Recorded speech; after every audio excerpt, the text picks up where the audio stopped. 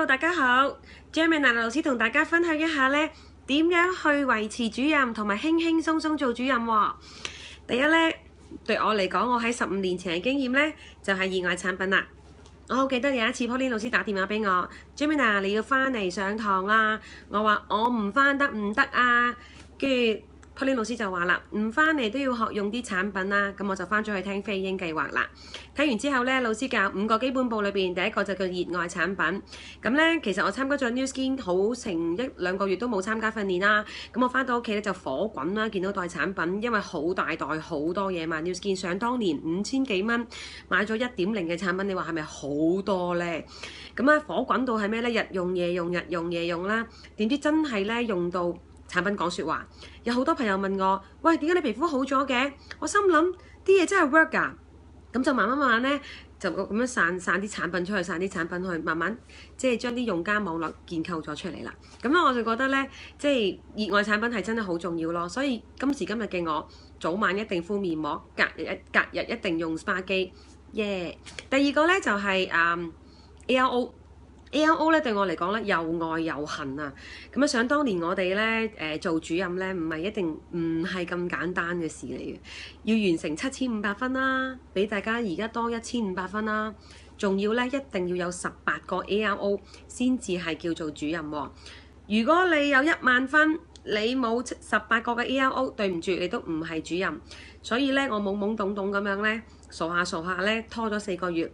點知到第4個半月嘅時候，發覺自己想做 New Skin， 我就點樣諗辦法都好，都要每個禮拜帶人去 facial party 啊、健康講座啊、自己學識講 ARO 啊，咁就喺短1個半月裏邊咧，就完成咗18個 ARO 同埋7500分，成為咗我第一個起步主任啦。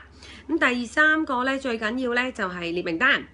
列名單咧對我嚟講簡直係超痛苦嘅事啦，係咪？咁啊，邊個叫我哋列名單嘅？上線主任即係 Pauline 老師啦。咁佢就話：不如我哋列名單啦。我會唔會列啦？我係會列嘅。點解呢？因為我只係想證明俾佢睇，我列好多名單出嚟，跟住宏輝嘅方法打電話。後來我啲 friend 全部嚟到都唔做，唔中意嚟會場，唔中意見老師㗎。咁跟住咧，我就希望佢哋全部唔做啦，就證明我好唔啱做 New Skin。但係咧，好奇怪嘅事出現咗，就係我第一個 friend 做咗 New Skin， 到而家都係個主任嚟嘅。咁第一個簽嘅 ARO 嘅用家，到而家都係一個用家嚟嘅。所以自己諗好困難嘅嘢，原來會場老師全部都會幫到咯。咁記得咧，列名單件好搞笑嘅事咧，就係想當年嘅我被高老師譽為好反叛、唔聽話、唔肯跟，覺得系統好煩。的確真係咁樣啦。咁我記得有一次咧 Pauline 老師又打電話俾我咯喎，佢話：喂 Gemini 你翻嚟。我話咩事？佢話咧，因為今晚有馬來西亞開拓市場分享會，你翻嚟啦。跟住我話唔關我事，冇興趣，所以我唔翻嚟。咁點知咧 Pauline 嘅嗰啲叫做咩咧？招魂神功真係好勁。咁無論如何我都翻咗去啦。咁一聽到 Teresa 老師啊，好多領袖啊，好多夥伴分享佢哋喺馬來西亞開市場嘅經驗啦，我總結咗就係4個字，唔關我事。咁後來咧，老師派名單紙喎，派，我見啲人真係寫，我心諗唔好扮嘢啦，邊有咁多識馬來西亞人啊？咁跟住咧，我就攞2張紙翻去，咁我就真係嗰晚認真諗，人真係被感染嘅。我諗我有冇馬來西亞 friend 咧？咁我諗到3個咧係介紹馬來西亞 friend， 可以介紹馬來西亞 friend 俾我識嘅人。咁我打電話俾佢，打咗之後咧，佢就介紹咗馬來西亞 friend 俾我識啦。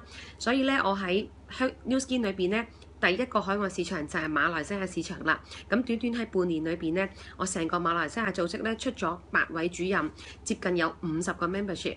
咁所以列名單重唔重要啊？非常之重要。